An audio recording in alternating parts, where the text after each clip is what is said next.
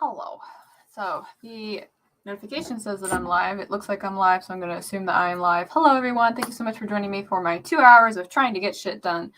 I am Carol Brown, who also writes under the name of Faye Black, and I don't think today I will be doing a lot of writing. I'm trying to tick off a lot of things that need to get done this week, and I have fallen a little bit behind because there was one task at the start of the week that I underestimated the time investment, and now it's come to claim me. So here I am at this point trying to get things caught up. But the nice thing is that this morning has actually been really productive. I got a lot of things for work taken care of, and so I think what I'll do, because there's one thing that I want to get done today for me, and then once I get that done, I'll move on and make sure that the rest of these things are complete. So that's me. That is what I am working on. One creative pursuit, and then everything else for work. So not too much writing. Hello, Brandon. I see you. Let's see who else is here. Mama Ward is here. Hello, Mama Ward. Thank you for taking the time thank you for having time to spend with me today. I hope that you're doing well. I'm sorry to hear about your puppy the other day. Just sorry, puppy sadness there. Chelsea's here. Hello, Chelsea. You're going to be working on adding 2 scenes to your book today. Fantastic. Also, Chelsea, I don't know if you have that link on you. I think that you're a moderator in the chat, so if you want to put in a link to your Patreon and all the other stuff, because I know you've got like those exclusive goodies for like your book and stuff, you can go ahead and drop that in the chat. Benu is here. Hello, Benu. Thank you so much for coming to spend time with us today. Let's see, putting the finishing touches on an ebook I added to and revised. This thing has become a monster. By next week, I can finally work on book 2. Yeah, I'm about to do the revision process for the Karos Tarot book. My editor is almost done with it. I'm pretty sure I'm just going to spend some midnight oil going through all those edits and then calling it good after that. Sako's here. Hello, Sako. Thank you for coming and spending time with us today. SM is here. Hello to you too. Thank you for coming and popping over. Paget is here. Hello. Let's see. And Wendy Scribbles is here. Hello. Oh, man, these are some faces I haven't seen for a hot minute. I hope you are all doing well. Normally, Tamara Woods would be here with me, but she had another engagement. So it's just going to be my face. I know, it's terrible. You got to put up with it. But we'll still get some stuff done. So exclusive goodies, perfect. So if you guys would like to show Chelsea a little bit of love, I would definitely encourage you. She is also, I don't want to speak for you because, but she's also a really good editor too. So I don't know what your availability for that is. I remember last time we talked, you said you were going to spend time on your own projects, but if you are taking, clients, we all love a good editor here. Thank you. Let's see. Paget says, I'm hopefully finishing up the sticky notes of edits, like 11 more, and then doing a character edit to make sure that they haven't started to sound the same as they probably have done. Oh, well, you know what? That might go pretty well with our topic today because we are discussing how to flesh out characters. And also, thank you for the folks that went to like my community board and voted. I know that I put that up like super short notice. The 2 options were basically how to write a plot and how to flesh out characters. And I'm really happy everybody asked more about characters because character-driven stories tend to do a lot better than plot-driven stories. But again, depends on the book and who wrote it and the writing style. We could get into a debate, but we're not debating today. So if that's something that you have a question about or anything, feel free to throw something in the chat at some point. We can discuss that on top of the couple of questions that we have. Let's see. Oh, I'm going to answer that in a minute. Let's see. Oh, here's the answer to my question. I'm still focused on my own projects, but I have been sharing what I know on my YouTube and podcast. Okay. I'm just saying you good. You're worth the money. People should hire you, but only when you're taking clients. So there you go. She did a great job on one of my projects, and I absolutely love it. Mr. Brown is here. Hello, Mr. Brown. Thank you for taking time out of your busy day to come watch my face on the screen. I appreciate it.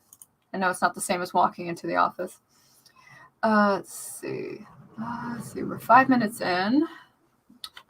I got that timer up. I got this up. So why don't we go ahead and get this first sprint started because I'm really itching to like get things done. I'm sure some of you know that I'm an A-type personality and I need things done like yesterday. So that's where I am in my thinking process today. So we are going to do that. I'm going to put that ticker up because I don't want to forget. So the first question for you guys to answer in the middle of the sprint or at the end of the sprint, depending on what your priorities are, is going to be what is the first thing that you do to give your character layers? And when I mean layers, I mean something that kind of adds a little bit more depth. Like, what's their motivation? Why do they do things? What are things that they want? What are things that stop them from getting what they want, right? So like those kind of questions. So when you're looking at fleshing out characters like that, what are some of the things that you tackle first? And if you want to explain why, please feel free to, because I am always very interested in that. So, all right. Got that. Okay, so let's go ahead and we'll start our first sprint. It's going to be 20 minutes long, so at the end of the 20 minutes, we'll reconvene, share our progress. Maybe you're folding shirts, putting comics in bags, making waffles for kids, thinking about writing, actually got some writing done. However you want to do that, it's up to you. But these will be your 20 minutes to do with as you see fit. And we'll go ahead and start that in 3, 2, 1. I will see you guys in 20.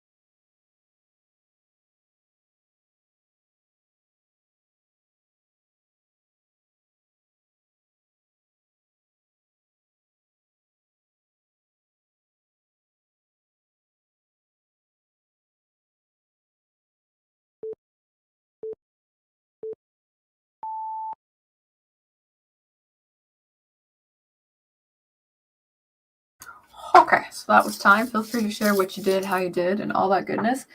I'm not gonna lie, I spent a whole 10 minutes of that 20 minutes trying to find the perfect dress for my character, and I don't do that. So that was like, first I had to like research the difference between a gown and a dress, because obviously there was a difference, you know, and like things I just don't know, guys. Things I just don't know. That's right. Nice to have you. I'm going to Michael's after this to go get the bling for the thingy that we talked about. That's my high point of the day. Going to get something shiny. I feel like such a magpie. Let's see. Who all is here? Oh, we have more people coming. Yay. Venom is here. Hello. Early stream. Yeah, I might have to start changing the times, because one of the places that I work at wants to start doing like creative workshops. And I tried to slot it outside of my streaming time, but the only time they can make it is during the stream. So obviously they pay me. I kind of have to cater to that. You know, I can't be too much of a brr. So that's something that I will have to change at some point. But yeah, so good to have you, Venom. I hope you are doing well. Caffeinated Wolf is here. Eshai, nice to have you. Let's see. Venom. Oh, answering the question. I will go back to those answers in just a second. Broken Entertainment is here. Good to have you. Lurking whilst working. Fantastic. And Slender here. Hello. Thank you so much. Oh, you guys make my heart swell with appreciation. Thank you guys for coming and hanging out with me. I do appreciate it. Let's see. JC is here. Hello. How are you doing, JC? I hope you are doing well. Mama Ward says, passing out plates of waffles. Who wants one? I would love one. I would have to medicate before I take one, but absolutely. I miss waffles. I miss French toast. I miss pizza. I miss all those good things in life, you know? Yeah, I'm going to make it happen. Little things that make life worth living. Let's see. Chelsea says, a little distracting with things. I'm currently rereading what I wrote previously to see how the scene I want to write will work into it. That's a good thing to do. There was okay, so minor Kara story time. When I used to go to a writing group back in 2016. So one of the downsides about going to a writing group and only doing like 6 pages at a time is that it only happens once a week and you got 6 pages. And so sometimes what happens is like people forget things, right? And so they'll be like, well, I forgot, you need to add it back in. And I always have to warn people, it's like, you know, it's been a week for us, but like your reader will probably read the entire thing in one sitting. So I don't know how redundant you want to be with that. But yeah, totally rereading what you wrote before to make sure that you're not doing that. Very, very sound thing to do. But I'm not surprised because you're a very intelligent person, Chelsea.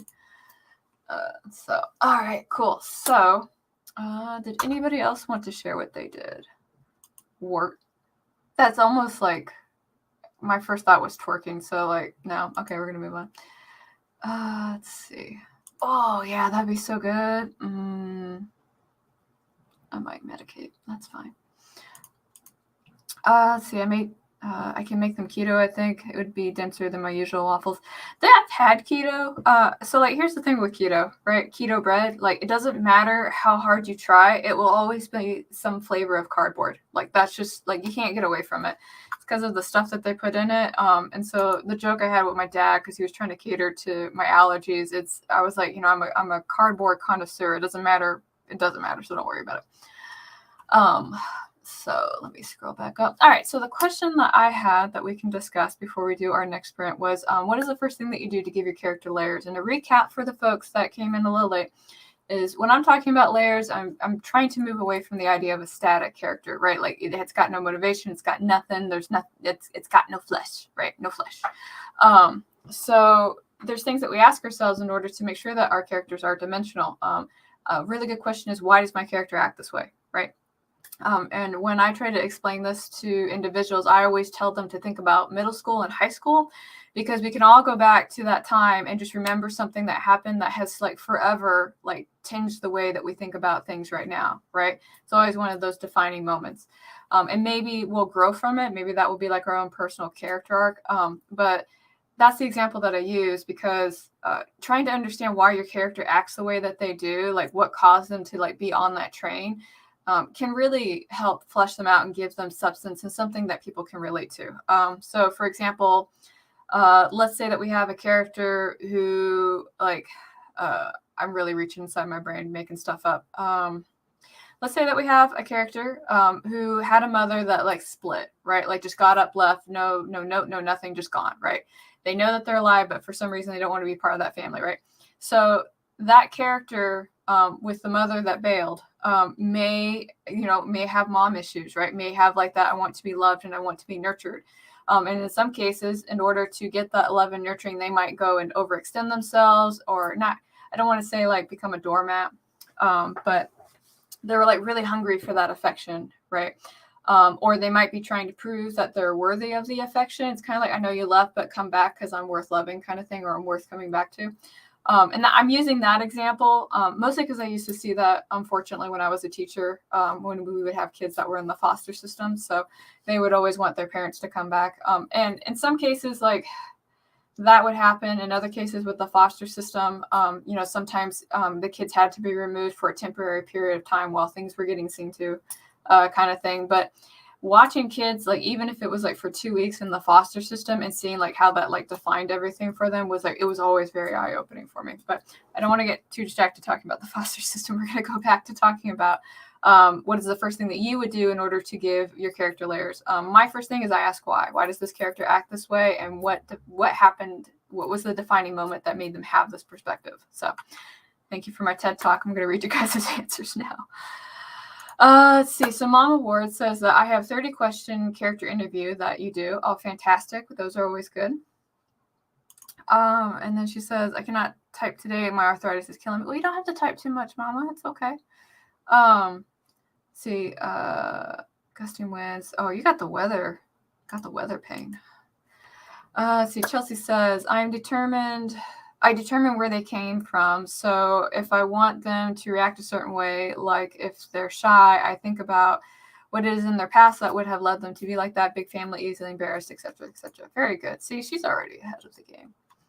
Venom says, to answer the question, I try to give depth to a character by giving them a purpose, goal, or a problem they wish to resolve, whether it be internal or external. Yes, I would encourage you to have both in the story, because that just makes for like delicious conflict that people love to read, right? If stories had conflict and dialogue and only those things, people would just like nom that up. They really would. Miss Wendy Scribble says, figure out what they care about the most, rather it be a person, morals, and then, sorry, something stuck in my throat, and then move on to what they fear the most. Oh, that's good. Always determining fear is a great thing. Now I am scrolling down. Yes, cardboard flavors.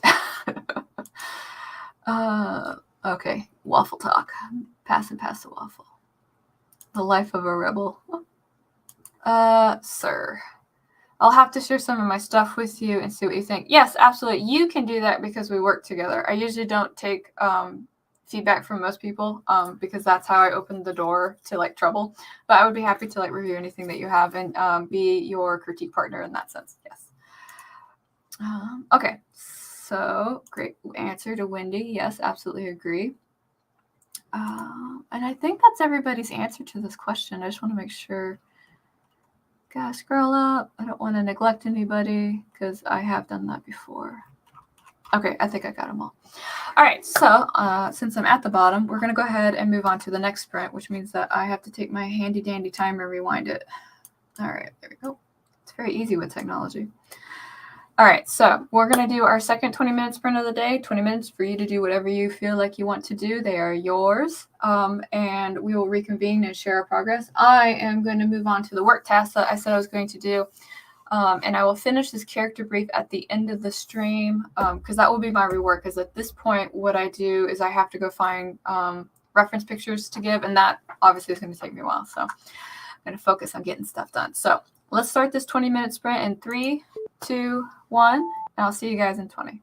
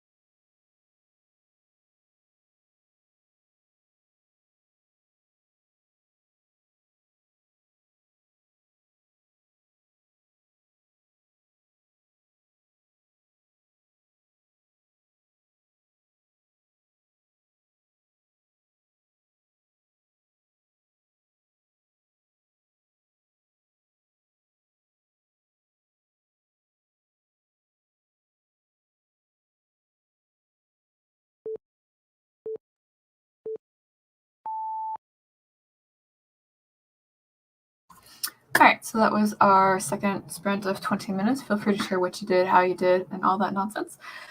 So I got actually everything done. I'm so happy. I got the last of the things that I had told myself I would get done today complete. So that means that I can finish doing the character brief so I can send it to the artist that I am sniffing out right now. I have this habit of when I'm working on a new project, one of the things I'll do is I'll create a character brief and then I'll kind of like send it to somebody I've never worked with before. Because if there's one thing that I've learned, especially with like beta readers and editors, is that when you find something that's good, it may not always be there. So it's always nice to have other options and stuff like that. But this lady is actually kind of, I'm actually doing this two times, so I hope you guys forgive me. I feel like I'm cheating on my artist. Oh my goodness. But I'm doing this with two folks. One is actually Marcus, who I think is in the chat still. I'm not quite sure. I'm really excited to see what he does. And then another lady is in Sweden. And it was kind of fun because I didn't realize that she was a fan of my work, like I was a fan of her work. So when I, finally did the reach out and said, hey, I was wondering if we could collaborate on this, she was just as excited as I was. So that's always a nice way to start a day, right? Anyway, so that's what I did. I finished everything, and then in the next sprint, I'll finish doing my character briefs, which is finding stories and including any other information that might be needed for that. So I should probably get reference poses, maybe. I don't know. We'll find out. But yes, let's take a look. A couple of folks, I think, joined us when I wasn't looking. Oh my goodness. Let's see if I can pronounce this, because this is my one Achilles heel. I can't pronounce names. Let's see, Gwenna, right? If it's Gwenna, joined us, and happy productivity. Thank you. I try to be productive, so that way over the weekend I can be lazy and not feel guilty about it, right? Thank you so much for popping in and saying hello. Appreciate it.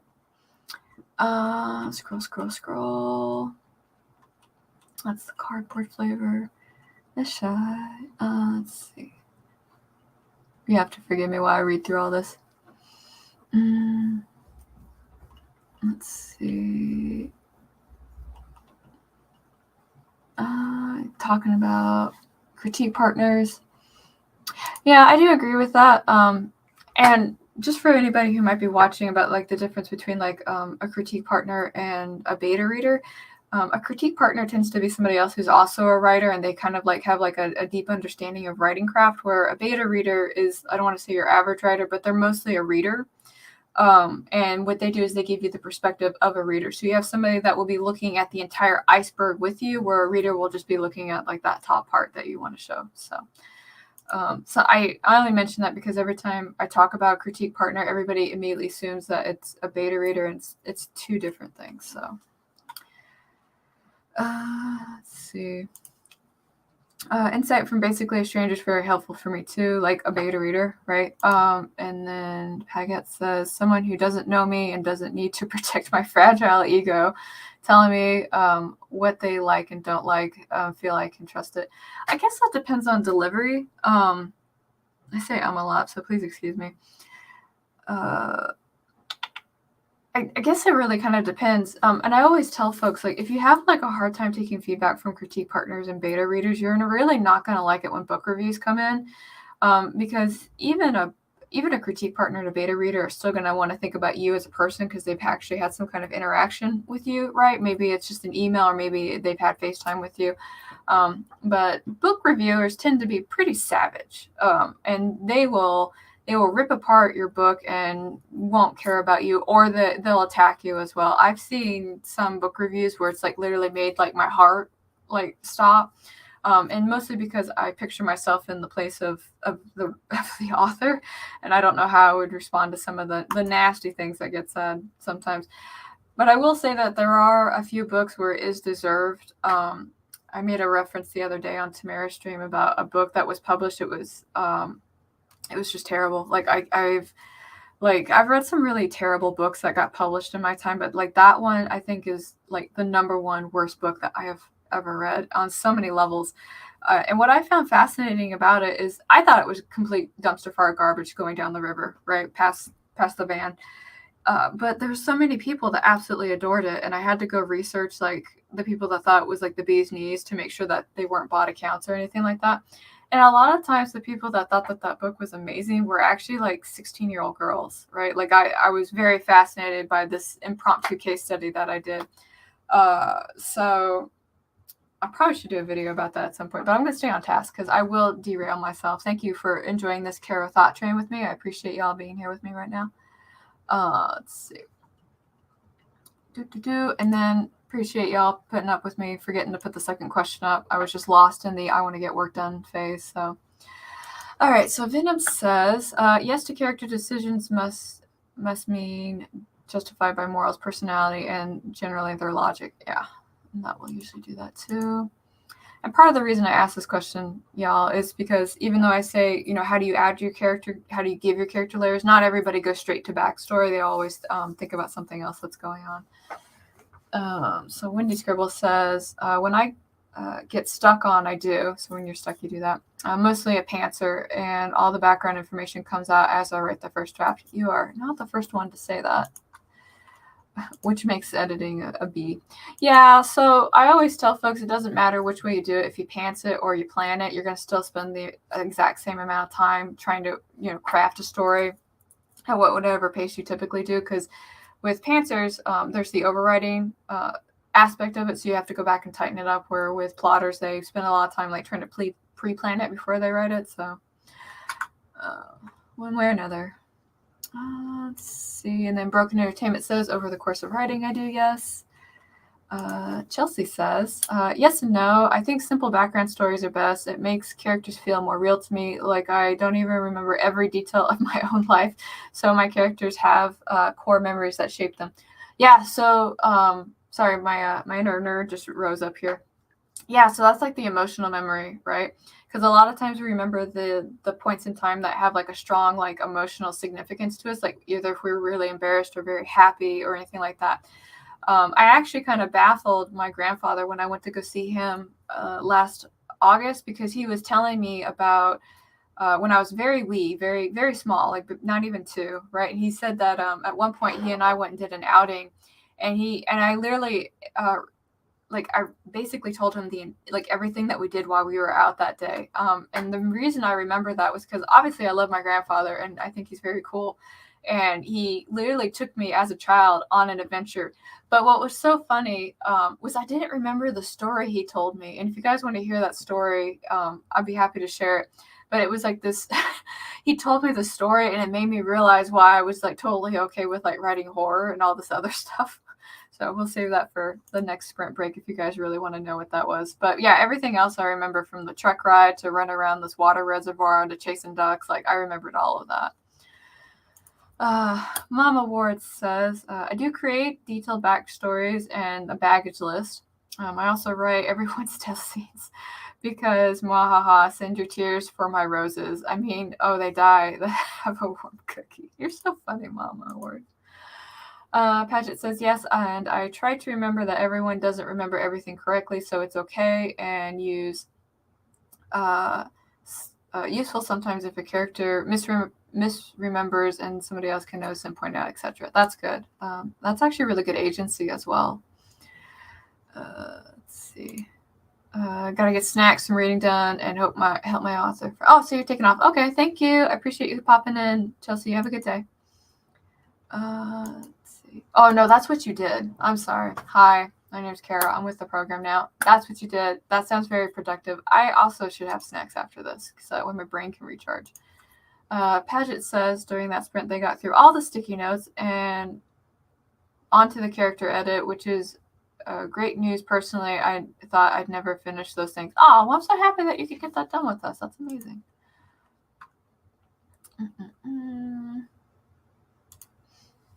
Oh, you're welcome. Thank you. I need somebody to look at the iceberg. There's groups on Facebook, Venom, if you're looking for beta readers. I will warn you that you'll ask like 20 people and maybe 3 will actually stick with it. It's a terrible ratio. The other alternative that a lot of people aren't happy with is getting beta readers on Fiverr, but at least with Fiverr, they have to fulfill the reading because they're getting paid too. So, and some of them are pretty cheap. Yes, terrorizing children from the get-go. So, yes. Okay. I apologize. I'm so sorry. I was just stuck in my zone here. Oh, Marcus got his thing. Oh, that looks so good too. Oh, I love it. Made French toast as a snack. Oh, you're all so funny. Oh man. Okay, so let me see. What am I thinking about right now? You know what I should do? I should put the third question up, which would likely be our last question, but we're getting the stuff knocked out really fast. It makes me very happy. So I guess the next thing I want to talk about is what makes a character static to you.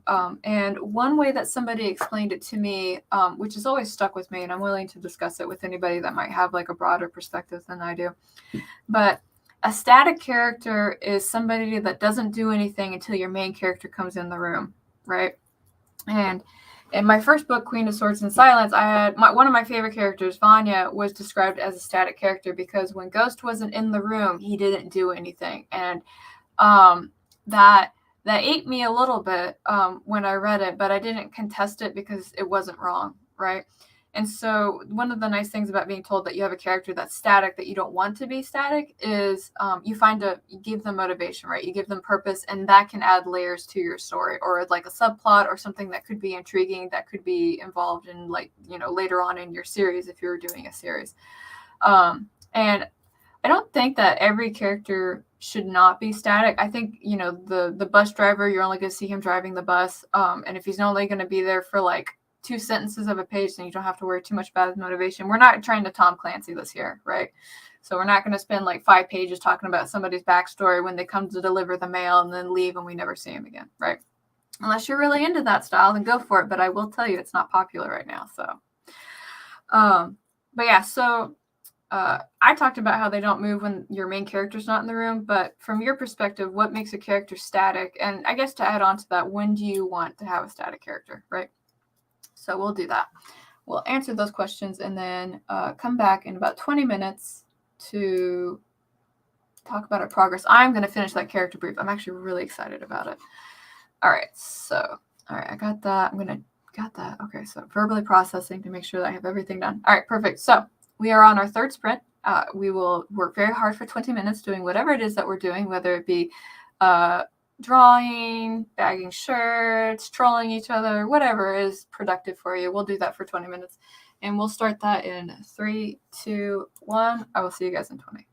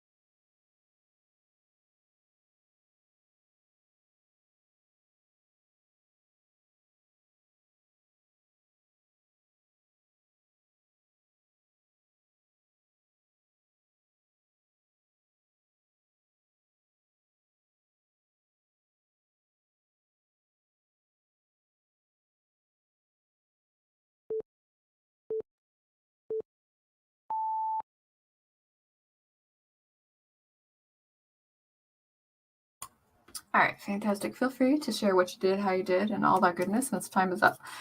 I finished the brief and I forgot a character, so I had to quickly write another one and find references for him, and then I sent it to the nice Swedish lady, and I will probably hear from her tomorrow because it is late there. So I don't expect everybody to keep US time. Oh, and I also asked a question because I can't make up my mind for Monday's video if you guys would like the art of info dumping or the art of friending rejection. And when I mean friending rejection, I mean when you're going through the query process of trying to find an agent, a publisher, and basically having the no thank you sent to you. So if you haven't responded to that, please do. Or you could put in another topic and I will add it to the topic bank of things that I need to do. So those are things that I try to do. Oh my goodness. My coworkers are trying to make me laugh in the stream, and they're winning. Let's take a look here. So while you guys are sharing what you did, I'm going to scroll up and take a look at some of the answers that you guys gave me. That's the French toast thing. It takes me a moment to go through everything. All right, so Chelsea said, for me, it is a character that doesn't change. Oh, wait, I should hold, please. The question that I am about to revisit is define what makes a character static to you, right? Okay, so Chelsea's answer is, for me, it's a character that doesn't change even in a few scenarios. Even when something challenges their thoughts or beliefs, they don't consider or process it. They have no arc, no growth.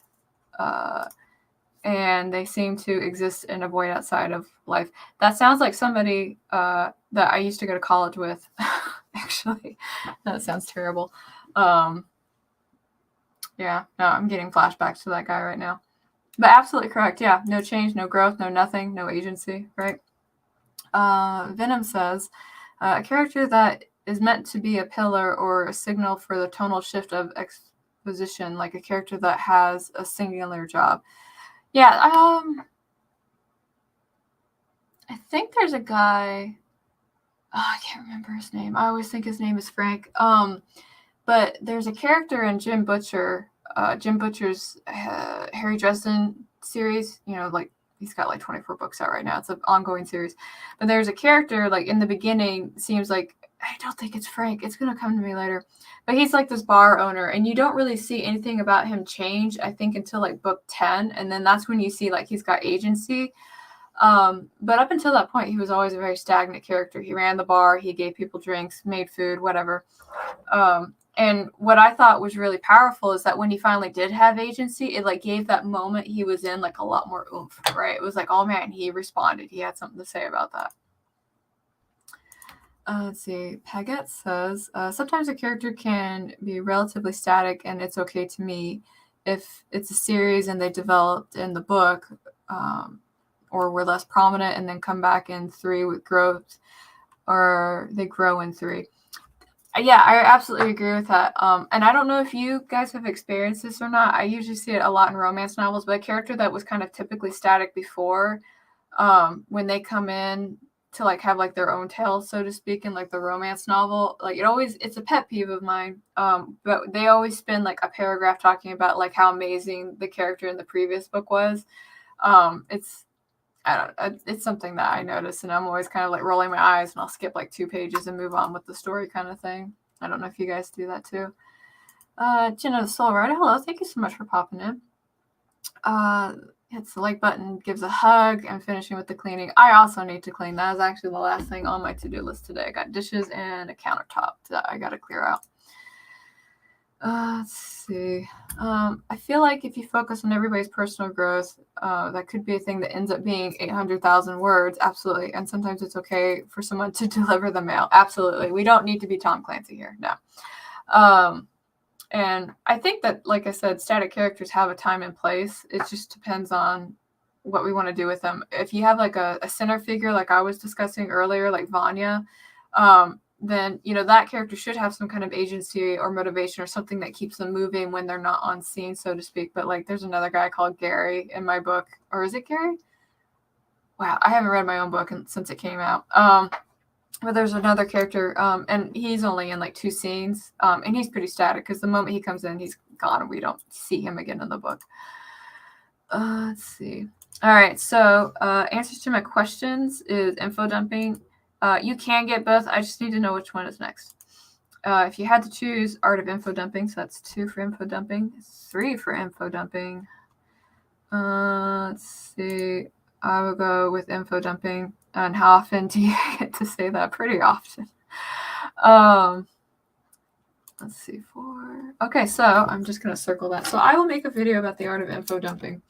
And part of the reason I wanted to do that was I read 2 books recently, and they both had info dumping in them, but one was far more interesting than the other one. And I spent a lot of time reflecting, and I wanted to share those observations with you guys. So thank you for helping me make life choices. I really appreciate it. Info dumping. Yeah. Oh, this is probably the make me laugh comment. Yep. Let's see. I don't think I'm at the finding agent phase yet. I mean, it doesn't, well, I was about to say it doesn't hurt to kind of look it up, but I think the annoying thing is like as soon as you learn what it's like right now, when you start doing it, things will have changed. And sometimes I just can't keep up with this stuff, you know? Mama Ward says, I perceive characters that are too tropey or characters that are one way for no clear reason and never change as static. Yes. And I get, like, my thought is that tropes have times and place, right? And tropes are kind of, they're not, there was like a phase like 5 years ago in literature where it's like, I don't want a trope character. And it was like, there's no way to get away from a trope character because they're tropes for a reason, right? Like we know them, we're familiar with them. And when we see them, we have expectations for what will come with that character. But there's having a trope, and then there's just like going all the way with the trope. My absolute hated trope of all times is the dead parent trope, which is something that Disney is very notorious for doing. I hate it, and I would love for there to be a story where both parents are alive. Like both parents are alive, where it's not a single parent like taking care of stuff. Like there's more movies with that than without, and it just like I understand like there's a demographic of individuals that are in that situation. I grew up in that situation, but I would like to see, you know, the nuclear family, you know, kind of in that setting. I think the one where I saw it and I liked it was actually Mary Poppins, right? Because both the parents were there and things were good and they were involved with their children and what they were doing and everything else, even though they had a nanny. But we don't see it very often with Disney, and it makes me sad face. So, let's see. I like to call it info dumping. I'm assuming you didn't read book 1 of the series, so I'll just put this here and carry on. You know, fun fact is I ran into a woman who does urban fantasy romance, right? So it's like witches in LA kind of thing. And she did a seminar about the first 300 words of your book, and that was probably one of the best seminars I ever went to. Like totally free. I didn't know anything about it. I popped in. I was like, you know, just mind changing everything. And she showed how to do book recaps of what happened in the other book, so it wasn't like a long drawn out essay of what happened. And like I read her examples, they're absolutely par, like just so good. But there are ways to kind of work it in where it feels gradual and all that other stuff. So let's see. And Mama Ward says writing an emotionally withdrawn or stoic character is hard, but not the same as a static character. Right? Yeah, two different things there. I used to say that Mr. Darcy from Pride and Prejudice was stoic, but like now that I've kind of grown wiser with my age, I've realized that he's just got like a social anxiety disorder. There's a fun conversation where individuals are saying that Mr. Darcy might be autistic in the book, but I think he's just socially, no, like, hold on. Let me walk that back because I don't want to make claims that I don't want to fully endorse. I definitely think he's got like social anxiety, hence why he's always withdrawing from conversations he doesn't want to be part of, and so he always like walks to the window and just stares out until it's time to go home. If you guys know what I'm talking about, he did that all the time in the BBC special, which I was like, that's spot on for Mr. Darcy. Let's see, another one for info dumping, absolutely. Let's see, and then or both parents are there and actually care without seeming forced or false. Yes, I would love that. That would be great. Please and thank you. Let's see. I have an info dumpy part in one book where I literally titled the chapter "The Boring Science World Building Part" that you can skip if you want. Well, at least you're honest, Mama Ward, and quite witty. I think if you make it witty, people are usually okay with that. Let's see. Responding to Jenna. I've noticed this is becoming a new trend that there was a YA book with 2 caring parents in Chuck Wilding's books. Accidents was the same. Yeah, and then even if the dad had the abusive father, yeah, it's just like I did a blog post about this because, like I said, I hate that trope. I hate it so much. I understand, about talking about like different forms of life and what families look like and stuff like that. And I know that for the dead parent trope, one of the things I don't like about it is it's cheap, right? It's a cheap way to get sympathy from the reader. It's like, oh, look at this poor kid, that's an orphan, right? And there's lots of different ways that you can, gain sympathy for a character without having to like kill off like their parents. And I can say the same thing about the way that evil is represented in YA, and it's a big reason why I can't read YA, because a lot of times in YA, when they want to depict evil, many different ways to do it, but it always results to some kind of physical forced sexual encounter, and I hate that. And don't get me wrong, completely terrifying, would never want to be in that shoes, but in YA that just seems like the number one way to make somebody look evil, and I'm just like, we could do better, we could be more creative, there are options. If you guys are actually curious about wanting to kind of expand on that, on depicting evil and what it looks like, there is a book. It's called Evil, a Primer, and it's a very tiny book. It's not an audible. You will have to get a physical copy and read it. But it talks about what makes something evil in an ever-changing world, and I found it to be exceptionally insightful. And part of the reason I read it was because I got into a discussion with somebody about the Punisher, right? Like, is the Punisher evil? If so, why not? And my claim was that he does bad things, but he has like a code of conduct, and he's very particular about who he does these bad things to. And that was like the only saving grace to say that he wasn't evil. He's just, he's just savage, right? But that's me. And if you are, I don't have the book in front of me, but again, it's called Evil, a Primer if you want to read it. And very tiny book. It's the black cover, red writing. You can't miss it. So if you guys are curious and want that, though, I'll go find a link and put it on the community board later for you. Let's see. Comments. Marcus is asking, what about when they use the death of a pet for sim? That's the worst. No, not the pets. Leave the pets alone. No, Kissy, don't listen. It's okay.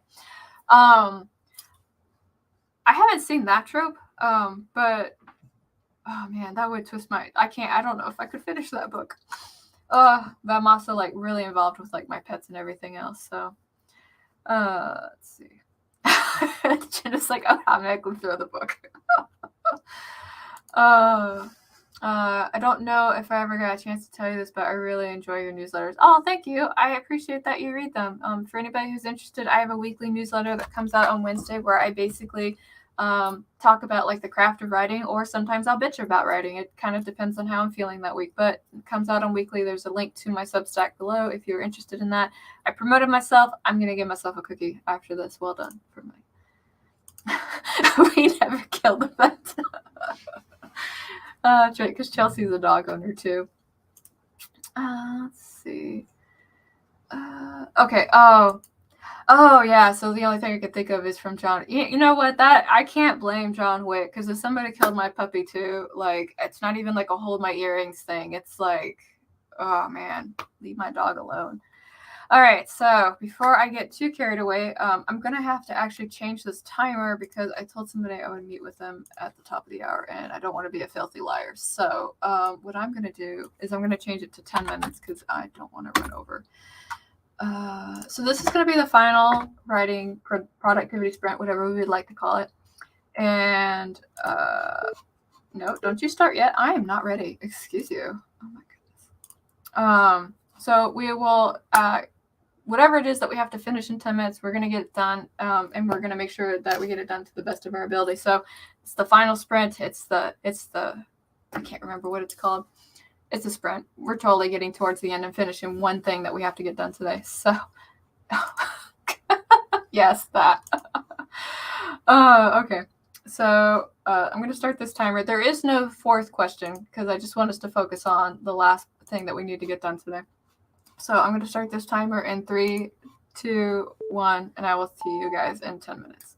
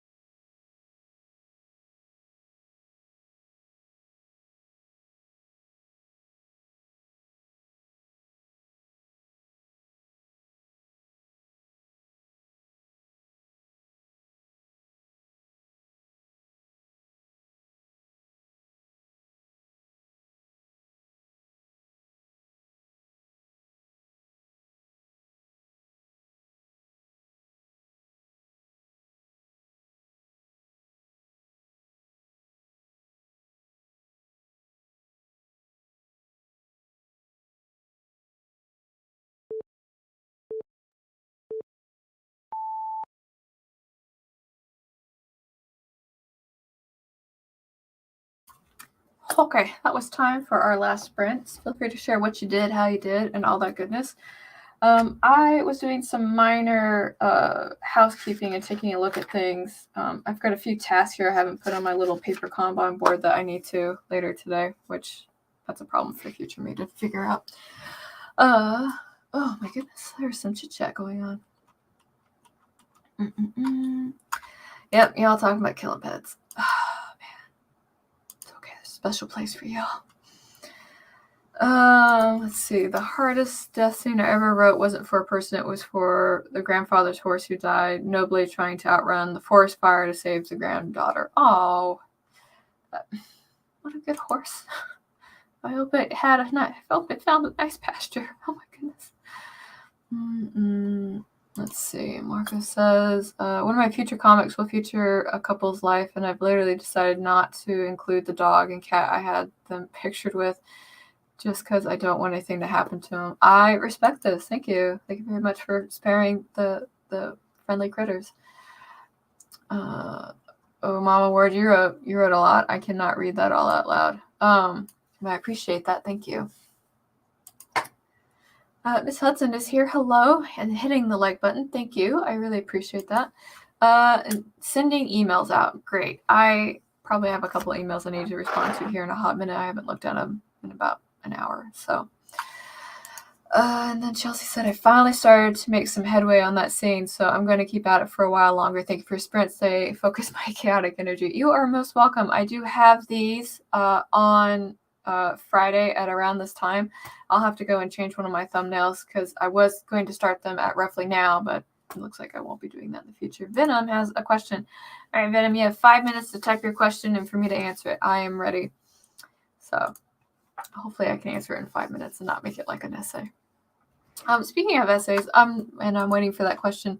I did do a blog post about info dumping, and I will probably cover this information in the video, but expand on it a little bit. So if you guys are curious about my thoughts and opinions on info dumping and how to do it, I will leave that there in the chat. It is for your perusing pleasure, or you can wait till Monday when I have a video come out. Let's see. The question is, would it be nonsensical to write a chapter from an antagonist perspective? My answer is no. As long as the only time, in my perspective, and anybody else can chime in on this, the only time I find it to be a very jarring sensation is if you're not in the habit of switching perspectives in the book.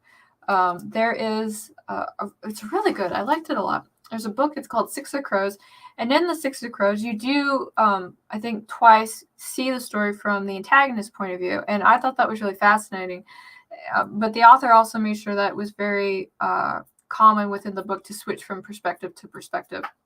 And such a master of narrative voice. If you want words are hard. If you would like a masterclass on how to write different narrative voices from different perspectives of characters, I would recommend that you go read Six of Crows. If you want to read the one that comes after it, go for it. But I was so beyond impressed with like how they were able to do that. It was just so good. Yeah, so I think I answered your question. Oh, my self-soother touches are still going. All right, and then Wendy said, finished editing, now it is food time. Yeah, I agree. I know you guys couldn't hear, but at some point somebody may bake in the kitchen, so I may have to grab some of that here in a hot minute. So, help me with references. Yeah, so Six of Crows. Let me find it for you. That will be the last thing I do before I end the stream. Six of Crows. Oh, it's a box set now. I'm behind, y'all. I need to catch up on my... Oh, it's only 2 books. Box set for 2 books.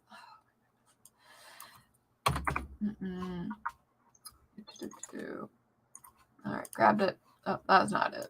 That was me talking to myself. This one. I can't remember if it's YA or not. I picked it up because I really like the synopsis of it. I'm going to scroll and see. Excuse me.